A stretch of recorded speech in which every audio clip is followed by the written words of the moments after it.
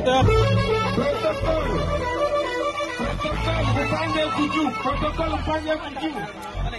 Protocole Mupande kujumu usike. Pomba solution. Pia Mupande pomba solution. Pomba solution Mupande huku. Pomba solution yote ipande juu. Ekipi ya pomba solution Mupande juu.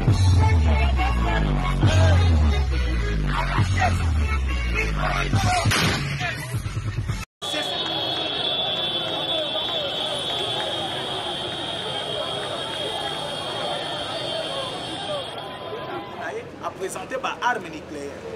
La Russie a présenté par armes nucléaires. La Chine a présenté économie naïe. L'Angleterre a présenté par nucléaire na économie naïe. Mais la France n'a rien présenté. La France a passé par nos assurance sur l'Afrique. Non, je connais bien l'Afrique, je peux vous faire quelque chose en Afrique, je peux faire ceci, je peux faire ça. Mais Zoka Air France Azali Koloba, États-Unis Azana Katia pour enregistrer. Moment Ekoki, Oyo, États-Unis a outil qu'on soit ma décision grave.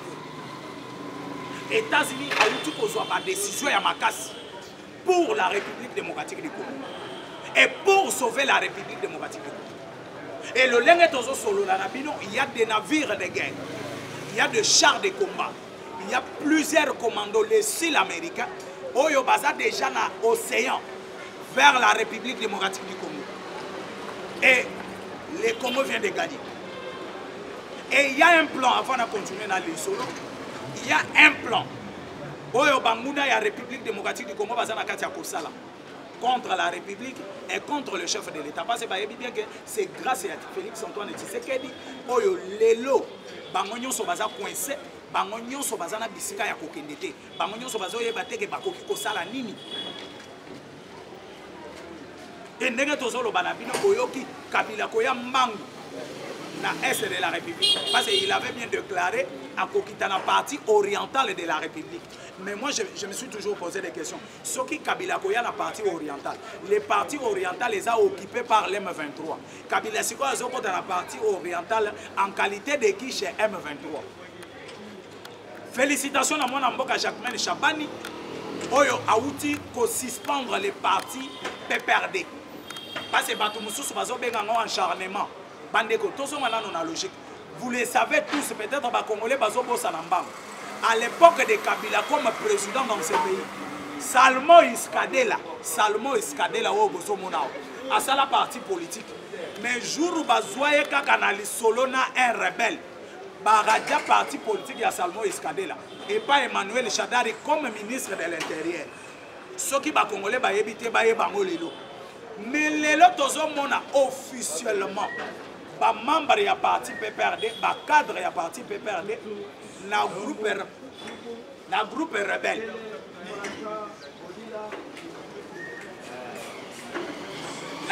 rebelle. Kuna na Katia Zamba. Bakei pour rejoindre ba M23. Ba mususu ba rejoindre l'Alliance Fleuve Congo. Ba sangani pour tuer batoyo bango ba dirigeant qui pendant 18 ans. C'est pour la toute première fois au monde un ancien président a comme un rebelle. Et Salamana était dans Mokili Mokimba. Et Salamine dans Congo. Et maintenant tous les Congolais basés dans Katia Kopé sa biso raison. Les Congolais n'y sont basés dans Katia Kopé sa biso raison. Tu es Sakabango que Kabila n'est pas Congolais. Oh non, Talabino Batoye de Pes. Talabino Batoabo. Talabino Baluba. Mais aujourd'hui, Kabila a prouvé en face du monde que non, il n'était pas congolais. Parce que ceux qui Kabila a congolais, il y a Simba Mindou qui contre les Congolais. Parce que le Lengue Bazoya, Bazobeta Massas, le Lengue Bazobeta char de combat. Est-ce que Massas Yana et Zoya Kokoya na Oya Yobo Machiseke d'Antoine Félix Bazalina Kata Kotué, peuple Yobango va diriger pendant 10 jours.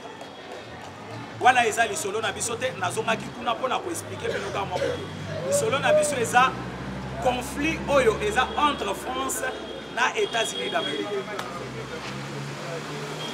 Moi suis moi. Na ebisi bino moi a suis moi. mbwa sui mbwa. Lolenge bozomona Rwanda azana ko s'entêter à l'est de la République. Lolenge bozomona France azana kati ya ko continuer ko soutenir Rwanda. Parce que Rwanda a cause de vitesse wana soka azana soutien moko sima na ete. Je vais vous citer ba pays oyo ezali ko soutenir Rwanda na niveau ya Europe. Nous avons la France, l'Allemagne, Luxembourg, Malte, Pologne. Pays et consorts. Parce au moins 8 pays où ils vont continuer à soutenir le Rwanda dans CC. Il y a en Afrique, nous avons cité les pays qui Rwanda. Congo Brazza, Centrafrique, Soudan du Sud, Mauritanie. À peu près 6 pays où ils vont soutenir le Rwanda dans CC. Parce que officiellement, vu ce que la France avait demandé à 4 autres membres Oyo Bazalina droit de veto, Oyebi pas pays Oyo Bazalina droit de veto, Baza pas pays Oyo Bazalina monopole, il y a qu'au décision sur le pays. Il y a qu'au décision sur le pays. Mais la France a dit qu'au soit décision, Azana et l'eau comme quoi qu'on s'allait là-bas pays, c'est là où il y a le problème. Mais la France a dit qu'on a droit de veto. La France a dit quoi agir sous émotion, il y a droit de veto à Zanango. Mais je me pose des questions. Ce qui France a dit que ça mais intérêt ni l'Afrique de profiter de la France. Comme la France a perdu le Burkina Faso, comme la France a perdu le Mali, il a perdu le Niger, la France fait maintenant qu'on à l'est de la République pour un temps. L'Olenga Sengakiango. La réunion na bango ya 8 kilo bati que la ena nous Congo les États-Unis à Yekota. À l'objet France au toké na ena guerre na Ukraine. On a trop de pensées pour l'Ukraine. To bebisi bambongo ebele, to pesi mbongo ebele pour na Ukraine, mais muto apesa ki mbongo ebele ko les kabangonyo société les États-Unis d'Amérique. Donc au total des dépenses nous sont 3 milliards quelque chose aux États-Unis à sali pour habiter à Ukraine. Nous sommes là pour la recherche en matière première aux États-Unis à Ukraine. Pour les Français, les Américains, pour fabriquer des armes nucléaires, pour fabriquer des biloko belé. Et maintenant, il y a une opportunité. Il y a Congo à côté ici demande tout ça la partenariat. Dans les émissions passées, tous les pays d'Afrique et les pays à Europe peuvent moussousou pour na kokota na Maison Blanche, les kaka na ba maison de lobbying, les kaka na ba maison de lobbying. Mais na kati ya ba maison de lobbying on a ceux qui bolandeli très bien. Mutu azali kolandela ba maison de lobbying, mutu azali kokota na ba maison de lobbying ko azwa occasion facilement. Il y a kokota na Maison Blanche, peut kozwa partenariat na Maison Blanche. Et la République démocratique du Congo, tozalaki au moins 35 maisons de lobbying pour la République démocratique du Congo bandaki kokota. Mais n'arrivé à Félix Antoine Tshisekedi Tshilombo, atali à lobino. Soki tokeina lisolo na Amérique, okoyoka lisolo na ezana place ekokendete ekobaluka balukati ekufinango. Zoka basala kandengeni. Biso tokei tokoti na maison de lobbying. Tokoti si peut-être souhait na biso, souci na biso, demande na biso. La maison de lobbying, non, nous avons besoin peut-être de collaborer avec les États-Unis d'Amérique pour sécuriser le Congo. Les Rwanda à côté na batu na bango, bakoti na ba même maison de lobbying. Batuni bango, le Congo vous a proposé combien? Congo to bandaki kofuta à chaque maison de lobbying 4 millions de dollars par an. Et les Rwanda koya cheli bango 8 millions de dollars. Léo moni tokobaluka ono tokendaki koluka relation avec les tokomi comme on a américain ba aventurer zoka masolo to beti na maison de lobbying eza déjà na kati ya Rwanda bayeba etufango nde musala Azarias Roberwa azana kati ya kosala na États-Unis d'Amérique bomona kafanda na lisu na Congo te akomo vanda na Amérique pona kokota na ba maison de lobbying nyonso kolandela masolo ya République démocratique du Congo pona ko étouffer masolo ana emeka kokota na Maison Blanche. Mais cette fois-ci bazwaki kindobika er bango bazozela na ba maison de lobbying bayoki République démocratique du Congo déjà na Maison Blanche. Et pourquoi la République démocratique du Congo a continué la Maison Blanche? Il y a une chose que je vais vous expliquer. Donald Trump arrivé au pouvoir, il a voulu travailler avec les hommes d'affaires qui maîtrisent l'économie mondiale. Parce que les problèmes des États-Unis d'Amérique, ils ont commencé l'économie na bango, ils ont l'écolo ya Chine.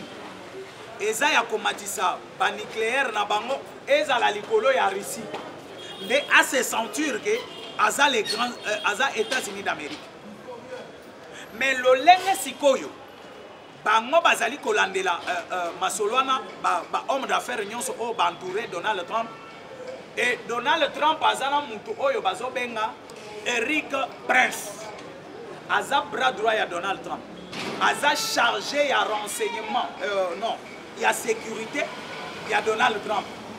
Donc tolo bake conseiller en matière de sécurité ya Donald Trump. Donc eberand na bango ya États-Unis. Ah biso na Congo tozana eberand bango kuna na États-Unis c'est monsieur Eric Prince. Monsieur Eric Prince aza en même temps azana izini ya munene ya monde entier. Oyo e fabrikaka minduki ya minene, minduki ya makasi, minduki ya cher. Ezali izini ya monsieur Eric Prince. C'est bien lui mutu azali en tête. Ya ba commando d'élite, les oyo tobengaka basil américain. Oyo bakendaka les opérations ya minene ya Amérique. Oyo batikala kokende opération ba échoué te.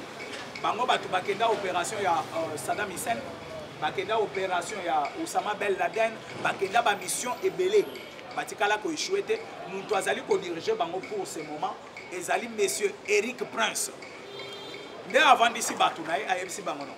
Bota la demande ya RDC. Il faut bisoto sécuriser bango. Mais tous les minéraux nyonso ya Congo, to pesa bango pourcentage na bango biso to zwa ya biso. Tous les hommes d'affaires américains oyo bantouré Donald Trump ba yebisi hey to tika makambo ya Ukraine. To bima na biso na bitumba ya Ukraine, to kende ko rejoindre la République démocratique du Congo, po to zwa minéraux oyo ezana makila te. To zwa minéraux na ndenge ya kimia.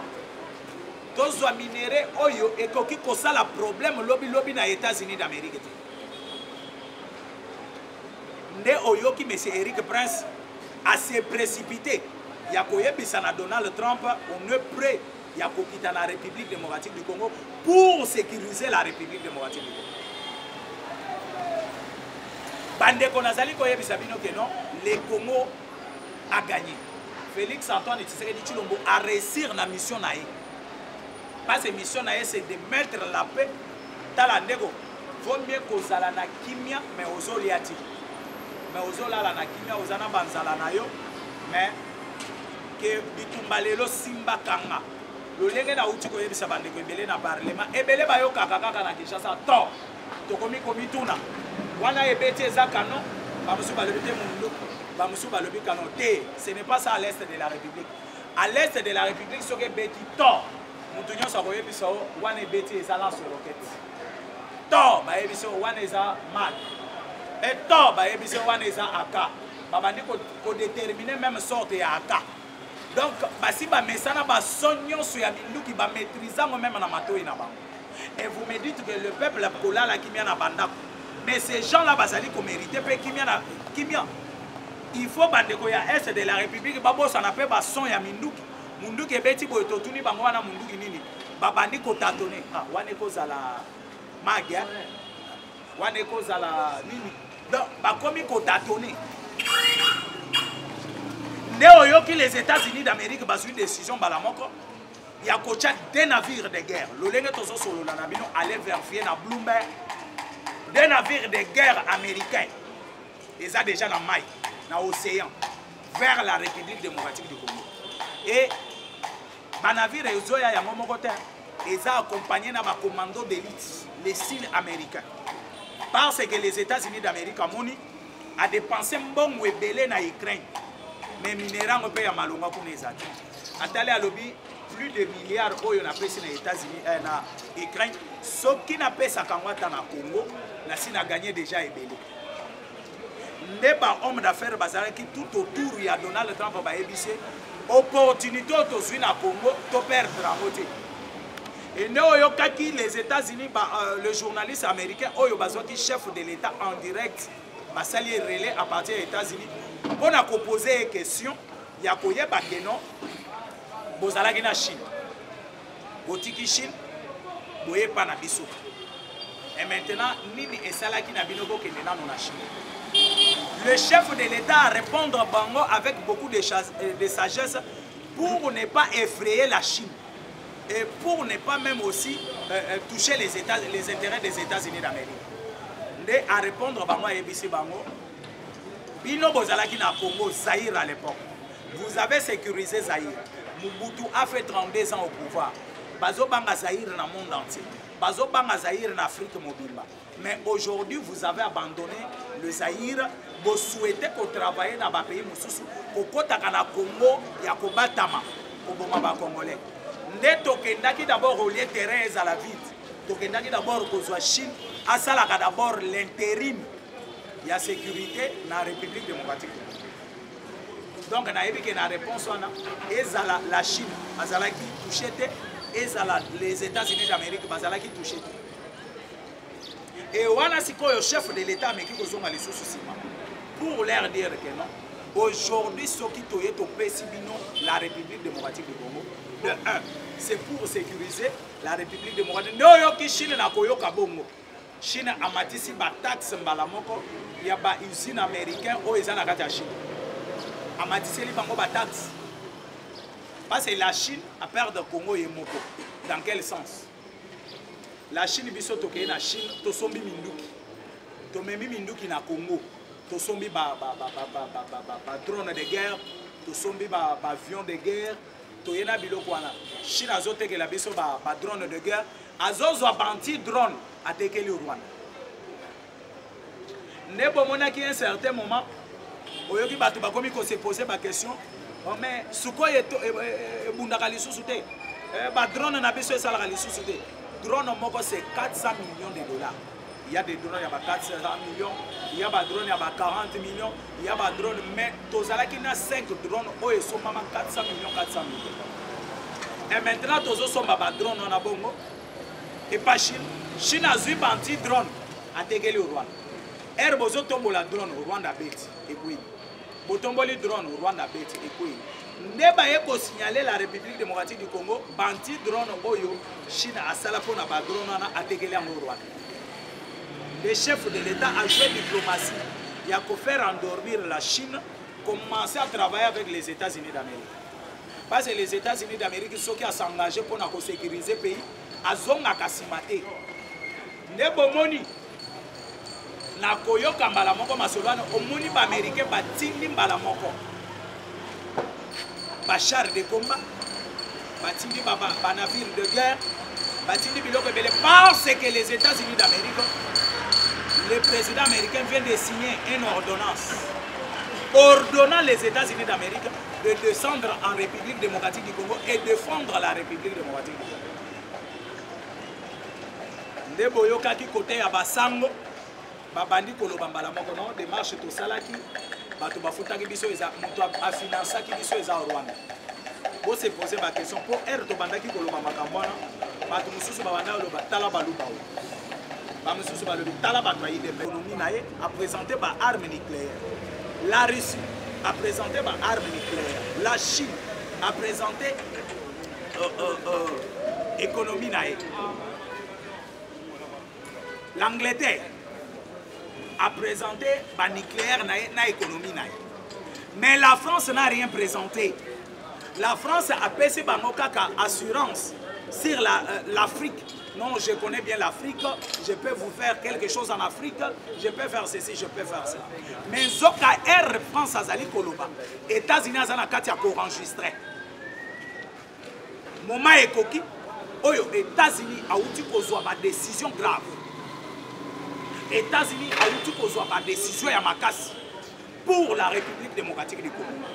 Et pour sauver la République démocratique du Congo.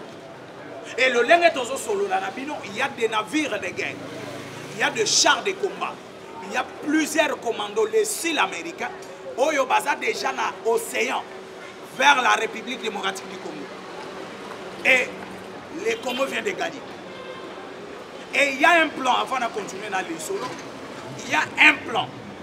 Oyo Banguna, il y a la République démocratique du Congo, contre la République et contre le chef de l'État. Parce que bien que c'est grâce à Félix Antoine Tshisekedi, Oyo Lelo, Bangonyon Sobaza coincé, Bangonyon Sobaza na bisika ya kokendete, Bangonyon Sobaza yebate bakoki kosala nini. Et ndenge tozolo banabino Oyoki Kabila Koya Mbangu na Est de la République. Parce qu'il avait bien déclaré à Kokitana partie orientale de la République. Mais moi, je me suis toujours posé des questions. Ce qui Kabila Koya la partie orientale, les parties orientales les a occupées par l'M23. Kabila Siko a dans la partie orientale en qualité de qui chez M23. Félicitations à mon amboka Jacquemaine Chabani. Oyo Aouti ko suspendre les partis PPRD. Parce que Batoumoussou Bazo Bengango acharnement. Bandeko, tout ça on a logique. Vous le savez tous, peut-être les Congolais Bazo Bossanambam. À l'époque de Kabila comme président dans ce pays, Salmo Iskadela au Bozomonao, à ça la partie politique. Mais jour où Bazoye Kakanali Solona un rebelle, Baradia parti politique à Salmo Iskadela et pas Emmanuel Chadari comme ministre de l'Intérieur. Ce qui va Congolais va éviter Bangolelo. Mais les autres hommes officiellement, les membres de la parti PPRD, les cadres de la parti PPRD, le groupe rebelle.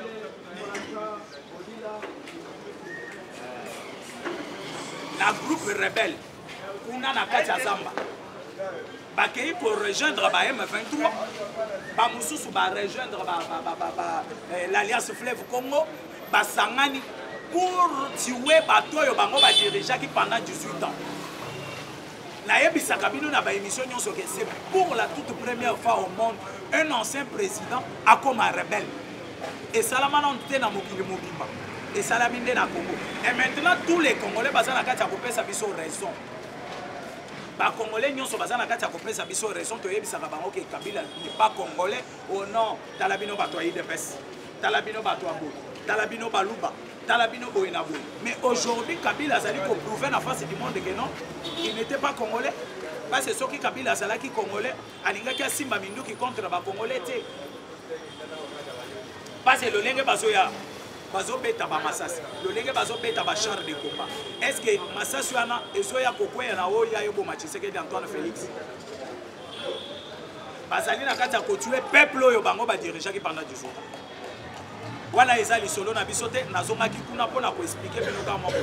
Lisolo na biso eza conflit oyo eza entre France na États-Unis d'Amérique. Moi suis moi. Na ebisi bino moi a suis moi. Moi suis moi. Le lenge bozomona Rwanda za na ko s'entêter à l'est de la République. Le lenge bozomona France za na kati ya ko continuer ko soutenir Rwanda. Parce que Rwanda a cause de vitesse wana soka za na soutien moko simana ete. Je vais vous citer ba pays oyo ezali ko soutenir Rwanda na niveau Europe. Nous avons la France, l'Allemagne, Luxembourg, Malte, Pologne. Ba pays et consort. Parce au moins 8 pays oyo bazo continuer ko soutenir Rwanda na CC ya ko batama. En Afrique, nous avons cité les pays de Rwanda, Congo Brazza, Centrafrique, Soudan du Sud, Mauritanie. Il y a à peu près 6 pays qui sont soutenir Rwanda dans le parce que officiellement, vu ce que la France avait demandé à 4 autres membres Oyo Bazalina droit de veto, Oyebi pays Oyo Bazalina droit de veto, Baza pays au bazana monopole, il y a qu'au décision sur le pays. Il y a qu'au décision sur le pays. Mais la France a dit qu'au a décision, Azana et l'eau comme quoi qu'on s'allait là-bas pays. C'est là où il y a les problèmes. Mais la France a dit qu'on a droit de veto. La France a dit qu'on agir sous émotion, il y a droit de veto à Zanamo. Mais je me pose des questions. Ce qui France a dit qu'on s'allait. Mais intérêt ni l'Afrique de profiter de la France. Comme la France a perdu le Burkina Faso, comme la France a perdu le Mali, il a perdu le Niger. La France veut maintenant qu'on à l'est de la République pour autant. L'Olenga Sengakiango, la réunion na bango ya Wiklo, Batike la Enanu, Congo, les États-Unis à Yekota. À l'objet France, il y a une guerre en Ukraine. On a trop de pensées pour l'Ukraine. Tobimisi bambongo ebele, topesi mbongo ebele pour la Ukraine, mais muto apesa ki mbongo ebele ko leka bango nyo société les États-Unis d'Amérique. Donc au total des dépenses nyo so oyo ba 3 milliards quelque chose aux États-Unis a sali pour la bitumba ya Ukraine. Nyo so na pour la nini na recherche ya matière première au ezali na Ukraine. Pour les Français, les Américains, pour fabriquer des armes nucléaires, pour fabriquer des biloko ebele. Et maintenant, il y a une opportunité. Il y a Congo à côté ici demande tout ça la partenariat. Il y a une émission passée, tous les pays d'Afrique et les pays d'Europe pour la cocotte à la Maison Blanche, les caca à la maison de lobbying. Les caca à la maison de lobbying. Mais na kati ya ba maison de lobbying wana soki bolandeli très bien mutu azali kolandela ba maison de lobbying mutu azali kokota na ba maison de lobbying ko azwa occasion facilement ya kokota na Maison Blanche pe kozwa partenariat na Maison Blanche. Et la République démocratique du Congo to bandaki kolanda bongo tozalaki au moins 35 maisons de lobbying au République démocratique du Congo bandaki kokota. Mais n'arrivé à Félix Antoine Tshisekedi Tshilombo, atali à l'Obino. Ce qui tokeina l'isolo en Amérique, au koyoka l'isolo en ezana place ekokendete ekobaluka balukati ekufinango. Zoka basala kandengeni. Biso tokeye tokoti na maison de lobby. Tokoti si peut-être souhait na biso, souci na biso, demande na biso. La maison de lobbying, non, nous avons besoin peut-être de collaborer avec les États-Unis d'Amérique pour sécuriser le Congo. Les Rwanda à côté na batu na bango. Bakoti na ba même maison de lobbying. Batuni bango, le Congo vous a proposé combien? Congo to bandaki kofuta à chaque maison de lobbying 4 millions de dollars par an. Et les Rwanda koya cheli bango 8 millions de dollars. Léo moni toko baluka ono tokendaki koluka relation avec les tokomi comme on a ba américain ba aventurier. Zoka masolo to beti na maison de lobbying eza déjà na kati ya Rwanda baye ba etufango nde musala Azarias Roberwa azana kati ya kosala na États-Unis d'Amérique. Bomona kavanda na lisu na Congo te akomo vanda na Amérique pona kokota na ba maison de lobbying nyonso kolandela masolo ya République démocratique du Congo pona ko étouffer masolo ana emeka kokota na Maison Blanche. Mais cette fois-ci bazwaki kindobika er bango bazozela na ba maison de lobbying bayoki République démocratique du Congo déjà na Maison Blanche. Et pourquoi la République démocratique du Congo a continué na Maison Blanche? Il y a une chose que je vais vous expliquer. Donald Trump arrivé au pouvoir, il a voulu travailler avec les hommes d'affaires qui maîtrisent l'économie mondiale. Parce que les problèmes des États-Unis d'Amérique, ils ont combattu l'économie na bango, ils ont l'écolo ya Chine. Ils ont combattu le nucléaire na bango, ils ont l'écolo ya Russie. Mais à se sentir que ils ont les grands États-Unis d'Amérique. Mais le lenge sikoyo bango bazali kolandela masolwana ba homme d'affaires nyonso o bantouré Donald Trump et Donald Trump azana mutu oyo bazobenga Eric Prince aza bras droit ya Donald Trump aza chargé ya renseignement non ya sécurité ya Donald Trump donc tolobake conseiller en matière de sécurité ya Donald Trump donc eberand na bango ya États-Unis. Ah, biso na Congo tozana eberang bango kuna na États-Unis c'est monsieur Eric Prince. Monsieur Eric Prince aza en même temps azana usine ya munene ya monde entier. Oyo e fabrikaka minduki ya minene, minduki ya makasi, minduki ya cher. Ezali usine ya monsieur Eric Prince. C'est bien lui mutu azali en tête. Ya ba commando d'élite, les oyo tobengaka basil américain. Oyo bakendaka les opérations ya minene ya Amérique oyo batikala kokende opération ba échoué te bango batu bakenda opération ya Saddam Hussein bakenda opération ya Osama Ben Laden bakenda ba mission ebele batikala ko échoué te muntu azali ko diriger bango pour ce moment ezali monsieur Eric Prince Nde avant d'ici Batunaï, à MC Bangono. Bota la demande ya RDC. Il faut bisoto sécuriser bango, mais tous les minéraux nyonso ya Congo, to pesa bango pourcentage na bango bisoto zwa ya biso. Tous les hommes d'affaires américains oyo bantouré Donald Trump ba yebisi hey, to tika makambo ya Ukraine. To bimana biso na bitumba ya Ukraine, to kende ko rejoindre la République démocratique du Congo, po to zwa minéraux oyo ezana makila te. To zwa minéraux na ndenge ya kimia. Tozwa minéraux oyo ekoki kosala problème lobi na États-Unis d'Amérique. Nde oyoki monsieur Eric Prince a se précipité ya koyebisa na Donald Trump on est prêt ya kokita la République démocratique du Congo pour sécuriser la République démocratique du Congo. Bandeko nazali koyebisa bino que non, le Congo a gagné. Félix Antoine Tshisekedi Tshilombo a réussir na mission na ye. Parce que mission c'est de mettre la paix dans la négo. Vaut mieux qu'on zala na kimia mais ozo liati. Mais ozo la na kimia ozana banzala na yo mais que bitumbalelo simba kanga. Le lenge na uti ko yebisa bandeko ebele na parlement ebele ba yo kaka na Kinshasa to. Tokomi komi tuna. Wana ebeti ezakano ba musu ba lebite mundu ba musu ba lebi kano te. Ce n'est pas ça à l'est de la République. À l'est de la République ce que beti to. Moutounion sa roye biso wane beti eza lance roquette.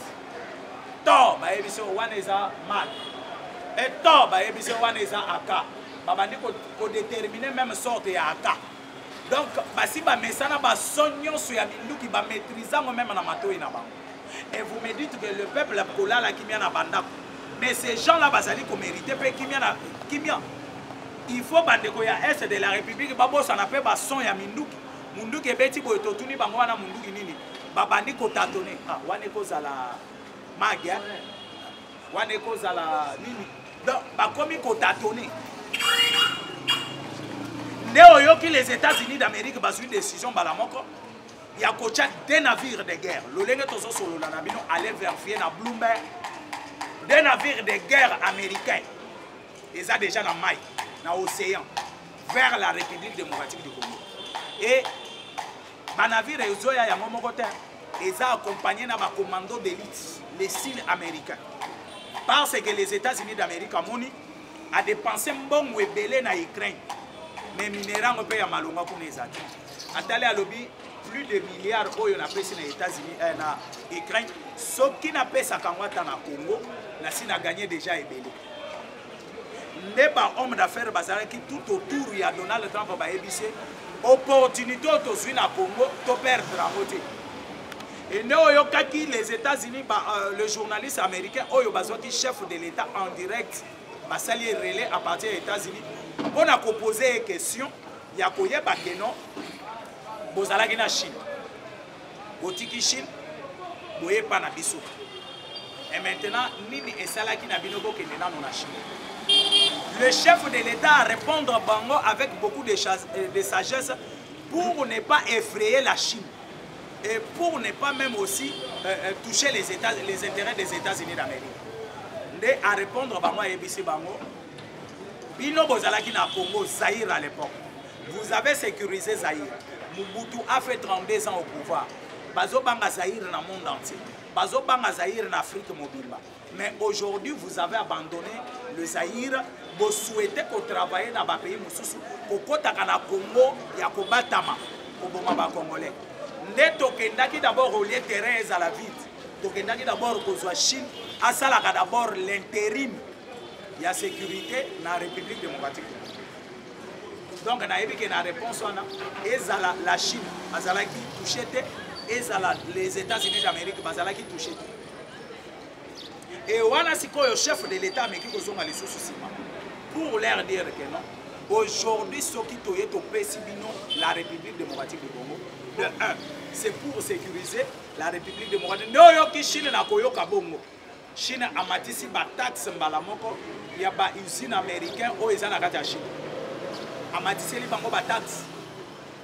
Parce que la Chine a perdu le Congo et Moko. Dans quel sens? La Chine biso toke na Chine to sombi minduki. To memi minduki na Congo. To sombi ba drone de guerre, to sombi ba avion de guerre, toyena biloko wana Chine azotekela biso ba drone de guerre azozwa banti drone atekeli au Rwanda nde bomonaki un certain moment oyoki bato bakomi kose poser ba question mais sukoyo ebundaka lisusu te ba drone na biso esalaka lisusu te drone moko c'est 400 millions de dollars. Il y a des drones, il y a 400 millions, il y a des drones, il y a 40 millions, il y a des drones, mais tozala qui n'a 5 drones, oh ils sont maman 400 millions, 400 millions. Et maintenant tozo sont baba drone on a bongo. Et pas Chine, Chine a vu banti drone à tegeli au Rwanda. Er bozo tombo la drone au Rwanda bête et puis botomboli drone au Rwanda bête et puis Neba eko signaler la République démocratique du Congo, banti drone oyo Chine a sala pour na ba drone na atekeli en Rwanda. Le chef de l'État a joué diplomatie. Il a qu'à faire endormir la Chine, commencer à travailler avec les États-Unis d'Amérique. Parce que les États-Unis d'Amérique sont qui à s'engager pour sécuriser le pays, à zonga kasimate. Nebo moni na koyo kambala moko masolano omoni ba américain ba tindi mbala moko. Ba char de combat, ba tindi ba navire de guerre, ba tindi biloko belé parce que les États-Unis d'Amérique le président américain vient de signer une ordonnance ordonnant les États-Unis d'Amérique de descendre en République démocratique du Congo et défendre la République démocratique du Congo. Ndeboyo kaki côté ya basango babandi koloba mbala moko non démarche to salaki bato bafutaki biso eza moto a financaki biso eza au Rwanda. Bo se poser ba question pour to bandaki koloba makambo wana bato mususu babanda loba tala baluba ba mususu balobi tala